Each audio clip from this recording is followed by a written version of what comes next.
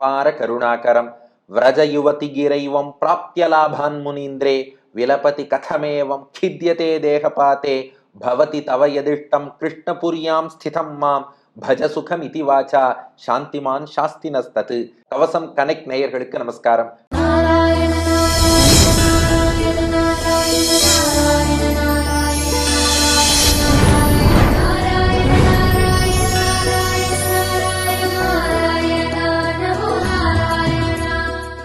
ஆழ்வார்களின் தலைவரான நம்மாழ்வார் அருளிய தமிழ் வேதமான திருவாய்மொழியின் 9ஆம் பத்து 10ஆம் திருவாய்மொழி பதிகம் மாலை நன்னின்னு தொடங்கக்கூடிய பதிகம்.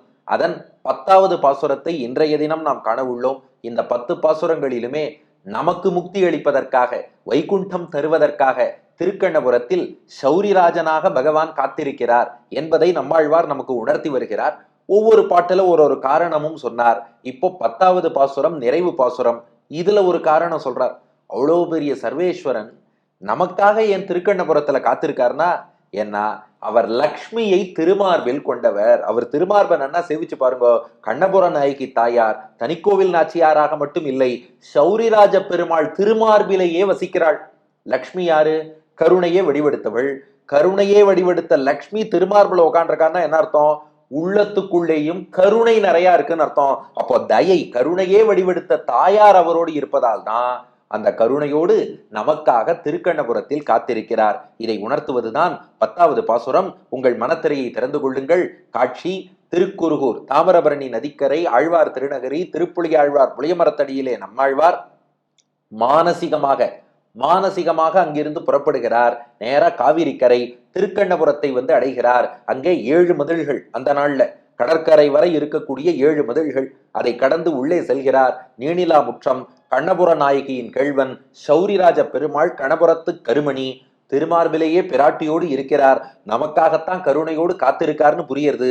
அதனால நம்மாழ்வார் நம் எல்லோரையும் அழைத்து உபதேசித்தார். இந்த பெருமாளிடத்தில் பக்தியில் ஈடுபடுங்கள், இவர் திருவடிகளை வணங்குங்கள், தூமலர் தூவி தொழுங்கள், உய்வடையலான்னார். நாம சொன்னோம் பக்தி செய்யும் அளவுக்கெல்லாம் எங்களுக்கு ஆற்றல் இல்லையன்னோ.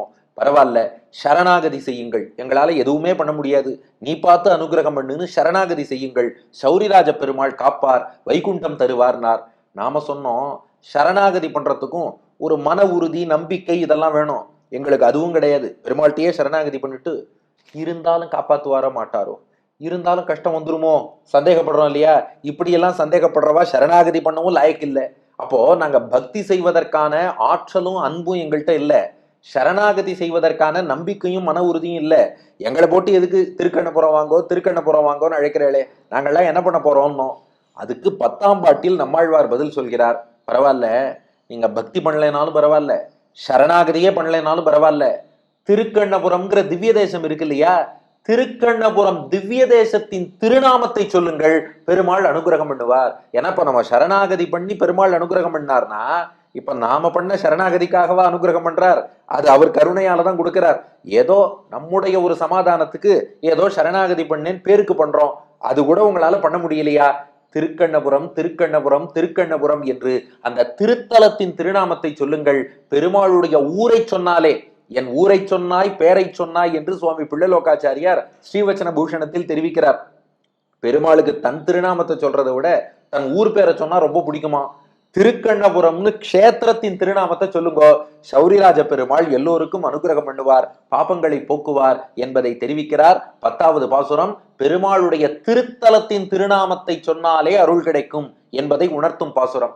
இல்லை அல்லல் எனக்கேல் இனி என் குறை, அல்லி மாதர் அமரும் திருமார்பினன், கல்லில் ஏய்ந்த மதில் சூழ் திருக்கண்ணபுரம் சொல்ல, நாளும் துயர் பாடு சாராவே, இல்லை அல்லல் எனக்கேல் இனி என் குறை, அல்லிமாதர் அமரும் திருமார்பினன், கல்லில் ஏய்ந்த மதில் சூழ் திருக்கண்ணபுரம் சொல்ல, நாளும் துயர் பாடு சாராவே என்பது பாசுரம். இப்ப நம்மாழ்வார் நமக்கு தெரிவிக்கிறார், அந்த திருக்கண்ணபுரம் பெருமாள் திருவடிவாரத்துல உட்காந்துட்டேன், இனி எனக்கு எந்த கஷ்டமும் இல்லை, கவலை இல்லை, துயரம் நெருங்காது.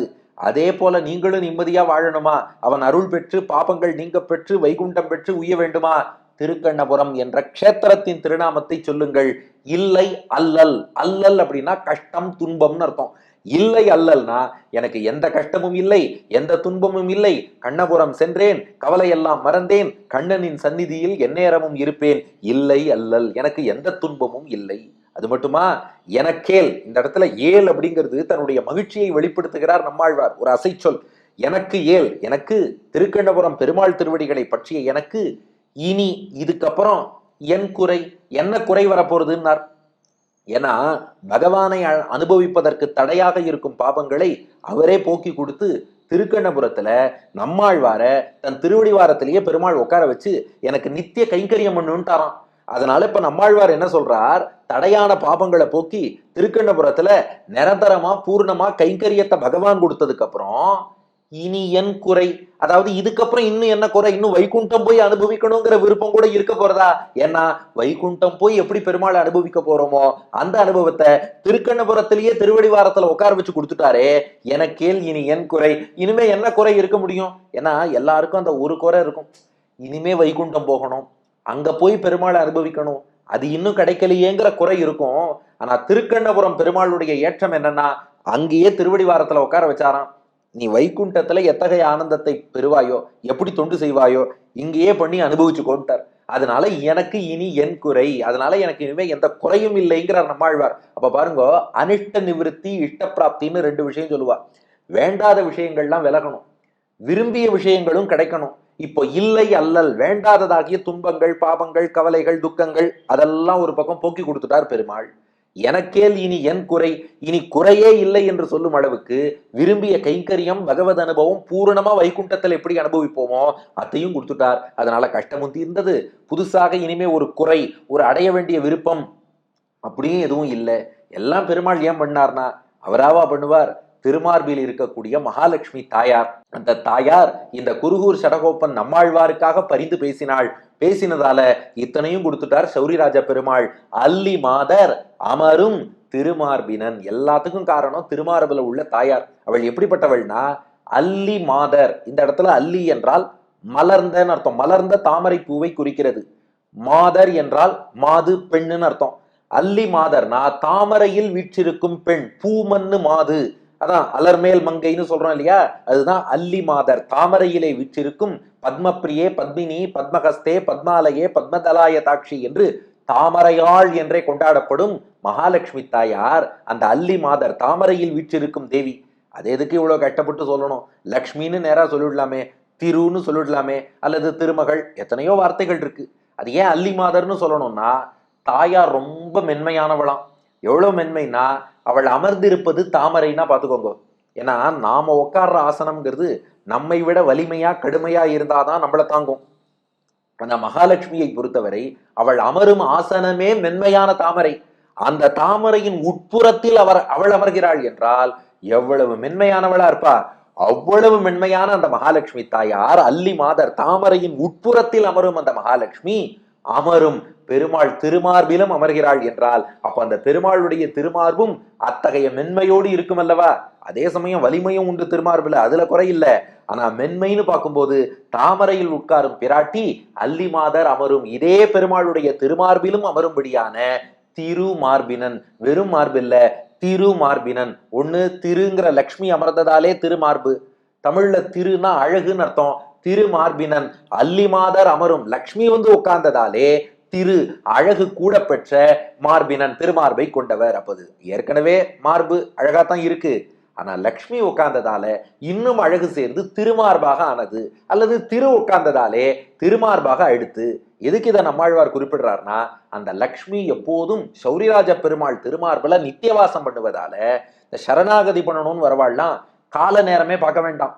ஏன்னா காலை 7லேருந்து 10 மணி வரைக்கும் லக்ஷ்மி திருமார்புல உட்காந்துருப்பா. அதுக்கப்புறம் தனிக்கோவில்ல ஓய்வெடுக்க சென்று விடுவாள். அதுக்கப்புறம் மாலை ஒரு 6-7 மணிக்கு வந்து உட்காருவா. 9 மணி வரைக்கும் வீட்டில் இருப்பாள். அதுக்கப்புறம் திரும்ப சயனத்துக்கு எழுந்துருவாள்னு சொல்லிட்டா. இப்ப சரணாகதி பண்றவாள்லாம் என்ன பண்ணணும்னா, அப்பா இப்போ நம்ம கோவில்ல எல்லாம் விசாரிக்கிறோம் இல்லையா, சுவாமி சன்னதி எவ்வளவு நேரம் திறந்துருக்கும்னு, அது போல பெருமாளுக்கே ஒரு போன் பண்ணி லக்ஷ்மி திருமார்புல இருக்காளா இல்லையா, நாங்க வரலாமா, சரணாகதி பண்ணலாமா, எது நல்ல நேரம், இதெல்லாம் கேட்டுன்னு இருக்கணும். ஆனா தாயார் என்ன பண்றாளாம், எந்த நேரத்தில் எந்த குழந்தை வந்தாலும் அவ சரணாகதிய பெருமாள் ஏத்துக்கணும், அதனால நாம இந்த இடத்த விட்டுட்டு போக கூடாதுன்னு நித்தியவாசமாக ஒரு நொடி கூட பிரியாமல் அல்லிமாதர் அமரும் திருமார்பினன், இந்த மாதிரி டைம் ஷெட்யூலே கிடையாது, எப்போதும் திருமார்பில் உட்காண்டிருக்கா. இதன் மூலம் ஆழ்வார் என்ன உணர்த்துறாராம், நீங்கள் சரணாகதி செய்வதற்கு கால நேரம் பார்க்க வேண்டிய தேவையே இல்லை. ஏன்னா லக்ஷ்மி ஒருவேளை விலகி போனாதான் எப்ப இருப்பான்னு காலம் பார்த்து சரணாகதி பண்ணணும். ஏன்னா அந்த தாயார் நமக்காக பரிந்துரை செய்தால்தான் பெருமாள் ஏத்துப்பார்.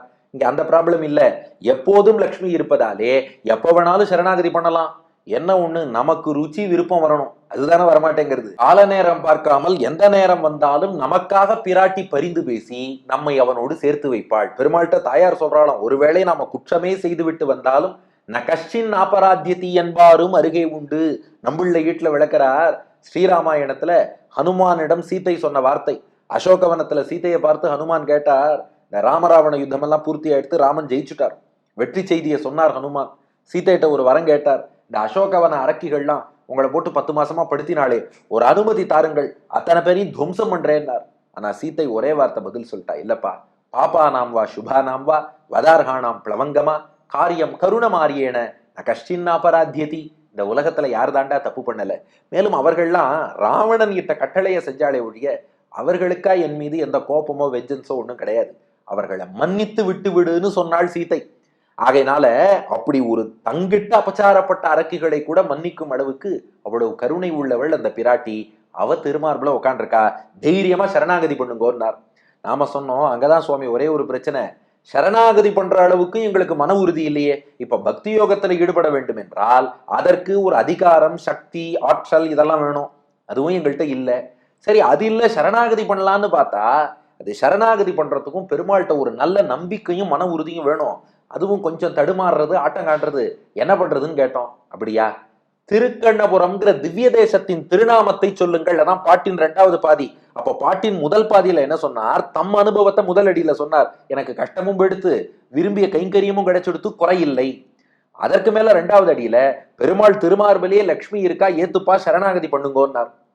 நாம சொன்னோம் அந்த அளவுக்கு மன உறுதி இல்லையேன்னோ. 3வது அடியில மாற்று வழி சொல்கிறார், கல்லில் எய்ந்த மதில் சூழ் திருக்கண்ணபுரம் சொல்ல. அப்படின்னா ஒண்ணு பண்ணுங்க, திருக்கண்ணபுரம் என்ற திவ்ய தேசத்தின் திருநாமத்தை நாவார சொல்லுங்கள். எப்படிப்பட்ட திருக்கண்ணபுரம்னா, கல்லில் எய்ந்த, கல்லில்னா கல்லாலே கற்களாலே, எய்ந்தனா செய்யப்பட்ட, மதில் சூழ்னா மதில்களால் சூழப்பட்ட, அதாவது கல்லாலும் பாறையாலும் செய்யப்பட்ட மதில்கள் சூழ்ந்த திருக்கண்ணபுரம். வெயிட், இதுக்கு முன்னாடி எல்லாம் ஏதாவது வெள்ளியால செஞ்ச மதில்னார், தங்கத்தால செஞ்ச மதில்னார், ரத்னத்தால செஞ்ச மதில்னார், இப்ப திடீர்னு 10ஆம் பாட்டுல என்ன பண்ணிட்டார், பாறாங்கல்லால் கட்டப்பட்ட மதில்ட்டார். இல்ல, ஒன்னொன்னுக்கும் காரணம் இருக்கு. இப்போ வெள்ளியால் செய்யப்பட்டு உயர்ந்து இருக்குன்னா அந்த மதில்கள் வெள்ளி கிரகம் வரை உயர்ந்து இருக்குங்கிறதுக்காக அப்படி சொன்னாராம். தங்கம்னு சொன்னாரேனா, ஆமா, அந்த திருக்கண்ணபுரம் சௌரிராஜ பெருமாளுடைய மதில் என்பதாலே விலை மதிக்க முடியாத மதில், அதனால ரத்னம் தங்கம்னாராம். இப்போ பாறாங்கல் மதில்னு சொல்வதற்கு என்ன காரணம்னா, ஈட்டுல நம்பிள்ளை விளக்கிறார், உறுதி மிக்கது எதுனா பாறாங்கல் தான். தங்கம் வெள்ளி எல்லாத்த விட பாறாங்கல் ஓங்கி அடிச்சா நம்ம கைதான் வலிக்கும். அந்த அளவுக்கு உறுதியான மதில்களாலே சூழப்பட்டது திருக்கண்ணபுரம். எதுக்கு அதை சொல்றாருன்னா, பாறாங்கல் எவ்வளவு உறுதியா இருக்குமோ அந்த அளவுக்கு தன் திவ்ய தேசத்தின் திருநாமத்தை ஒருத்தன் சொல்லிட்டான்னா அவனை காக்க வேண்டும் என்பதிலே பாறாங்கல் போல் உறுதியாக இருப்பான் பகவான். அப்போ கல்லில் எய்ந்த மதில் சூழ் திருக்கண்ணபுரம், பாறாங்கல் உறுதியா எப்படி இருக்குமோ அது போல் திண்ணமான திண்மை மிக்க திருவுள்ளம் கொண்டவர் பகவான். அப்படிப்பட்ட உறுதியான மதில் சூழ்ந்த திருக்கண்ணபுரம்ங்கிற திவ்ய தேசம் இருக்கே, சொல்ல அந்த திவ்ய தேசத்தின் திருநாமத்தை சொல்லுங்கள். கல்லில் எய்ந்த மதில் சூழ் திருக்கண்ணபுரம் சொல்ல, அந்த திருக்கண்ணபுரத்தின் திருநாமத்தை நீங்கள் நாவார சொல்ல. கண்ணபுரத்து பெருமாள்னு சொல்ல வேண்டாம், சௌரிராஜன் கூட சொல்ல வேண்டாம், திருக்கண்ணபுரம் சொல்ல. திருக்கண்ணபுரம்னு சொல்லுங்க போதும். சொன்னால் நாளும் துயர் பாடு சாராவே. நாளும்னா எந்த நாளும், அது இங்க இருக்கும் போதும் சரி, அதுக்கப்புறம் இங்கிருந்து புறப்பட்டு வைகுண்டம் போனப்புறமும் சரி, எங்கேயுமே துயர்னா துக்கங்கள்னு அர்த்தம். வைகுண்டம் போயிட்டா ஆப்வியஸ்லி எந்த துக்கமும் வராது. இந்த பூமியில் வாழும் காலத்திலும் துக்கங்களாகிய துயரங்கள் எல்லாம், பாடுனா நம்ம பக்கம் நம்ம அருகேன்னு அர்த்தம், சாராவே அப்படின்னா நெருங்காதுன்னு அர்த்தம். நாளும் எந்த நாளுமே துயர் பாடு சாராவே, துயரங்கள் பாடு நம் பக்கம், சாராவே கிட்டக்கவே நெருங்காது. திருக்கண்ணபுரம்னு சொல்லிட்டு இருந்தா கஷ்டங்கள்லாம் நம்மளை பார்த்து பயந்து ஓடிடும். எதுவுமே கிட்டக்க வராது. எனவே பக்தி யோகம் ஈடுபட முடியலன்னா சரணாகதி செய்யுங்கள். சரணாகதிக்கான மன உறுதி இல்லையா, திருக்கண்ணபுரம்னு திவ்ய தேசத்தின் திருநாமத்தை சொல்லுங்கள், எல்லா கஷ்டமும் போயிடும்ட்டார். அதுதான் 10ஆம் பாட்டு. இல்லை அல்லல் எனக்கேல் இனி என் குறை, அல்லிமாதர் அமரும் திருமார்பினன், கல்லில் எய்ந்த மதில் சூழ் திருக்கண்ணபுரம் சொல்ல, நாளும் துயர் பாடு சாராவே. ஆக இனி அடியனுக்கு கஷ்டமே இல்லை, எந்த குறையும் இல்லை. ஏன்னா திருக்கண்ணபுரத்திலேயே பெருமாளுடைய அனுபவமும் தொண்டு கைங்கரியமும் கிடைத்து விட்டது. பெருமாள் திருமார்பில தாமரையாள் மகாலட்சுமி வீற்றிருக்கிறாள், நமக்காக எப்போதும் பரிந்து பேசுகிறாள். அவர் திருவடியில சரணாகதி செய்யும் அளவுக்கு நம்பிக்கை மன உறுதி இல்லைன்னா நல்ல திடமான மதில்களால் சூழப்பட்ட திருக்கண்ணபுரம்னு அந்த திருத்தலத்தின் திருப்பெயரை சொல்லுங்கள். சொன்னாலே எந்த காலத்திலும் துயரங்கள் உங்களை நெருங்கவே நெருங்காது என்கிறார் நம்மாழ்வார். இதற்கு மகாவித்வான் வில்லூர் நடாதூர் வெங்கடசேஷாரிய மகாதேசிகன் அருளிய சம்ஸ்கிருத வடிவம். நாஸ்தி கிளேஷோ மம புனரிதோ நியூனதா நாஸ்தி லோகே, பத்மஸ்தஸ்ரீ நியத வசதி பூதவக்ஷஸ்தலஸ்ய, பிராகாராக்ரியை பரிவிருத்த பூவி பிராஸ்தரை கிருஷ்ணபுரியாம், புரோக்தாயாம் சேத் அனிஷம சுகானி அந்திகம் நாஸ்ரயந்தி. அடியன் வழங்கும் ஆங்கில வடிவம். No worries, no shortcomings for me. The goddess of the lotus is ever seated on his chest. Once you chant the name of Tirukkannapuram, which is surrounded by firm walls, sorrows will never come near you என்பது இதற்கான ஆங்கில வடிவம். இனி அடுத்த பாசுரம் பலஸ்ருதி பாசுரம். இந்த 10 பாட்டு சொன்னவாளுக்கு என்ன பலன் என்பதை ரொம்ப வித்தியாசமான முறையில் சொல்கிறார் நம்மாழ்வார். அடுத்த பகுதியில் காண்போமா? நம்மாழ்வார் திருவடிகளே சரணம், எம்பெருமானார் திருவடிகளே சரணம்.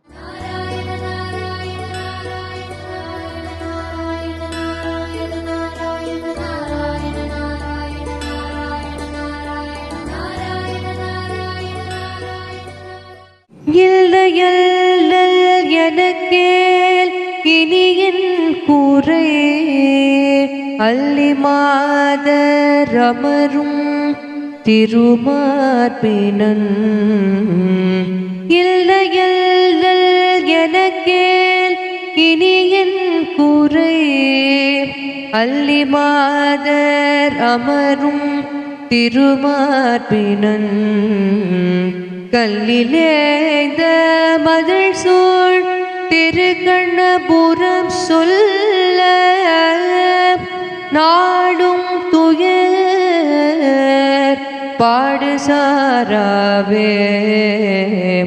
கல்லிலேந்த மதில் சூழ் திருக்கண்ணபுரம் சொல்ல,